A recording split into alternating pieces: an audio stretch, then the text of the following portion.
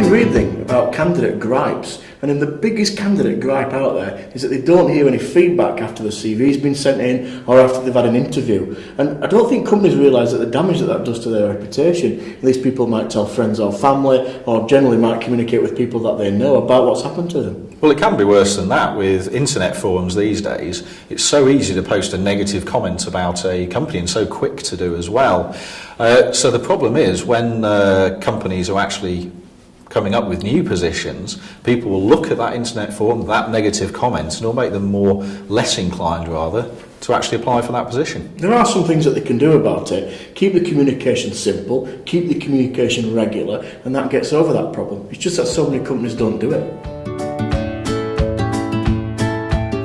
It's important that you acknowledge every single application that you receive, even if it's an automated process, because that way you tell the candidate that you've received their CV and that something's going to be done about it. You know, you're going to be following some procedure about it, because it then gives the candidate peace of mind that something's happening. And there are very simple ways to manage expectations and put your company in a positive light, simply by providing a date when you're going to get back to them by, provide feedback or even invite to interview.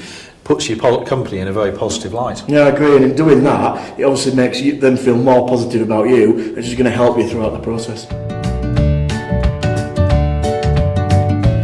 I think one other important area when it comes to communication with your candidates is if for any unknown reason your position is put on hold or there's a delay in the recruitment, it's important to let them know.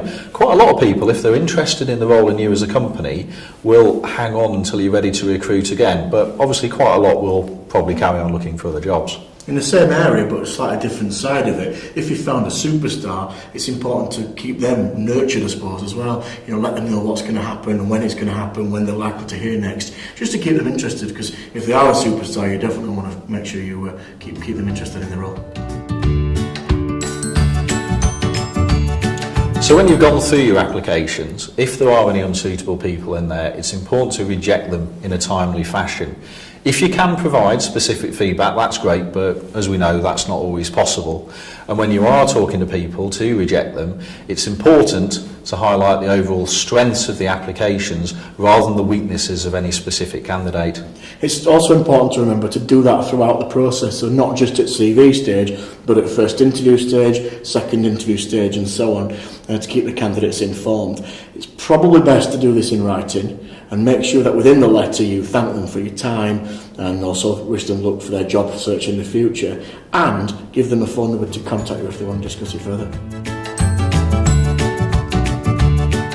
On the subject of writing to people, obviously don't forget you're going to write to those that you want to interview as well, giving them all the details of the interview, time, venue, person that they're meeting. But I think for something as important as that, you need to also email them and give them a call as well. Yeah, the more methods of communication you can actually use, the better as far as I'm concerned, so it will significantly reduce your number of no-shows. So you found your ideal candidate, the last thing you want to happen is to lose them now. So that's where communication is even more important. Keeping in touch with them once you've actually made that offer, right up to the point when you want them to start. Yeah, I think you need to really hold their hand through that post-offer process to make sure that you're front of mind, to make sure that they feel welcome, feel cared for, feel important, and thus they're less likely to accept a counter-offer or less likely to just change their mind and not join. There are loads of ways in which you can do this, one of which is to give them a call and see if they've got the offer letter. Another way, give them a call, have you got the contract, the handbook, what did you think, those sort of things. Just keep that communication up to date with them.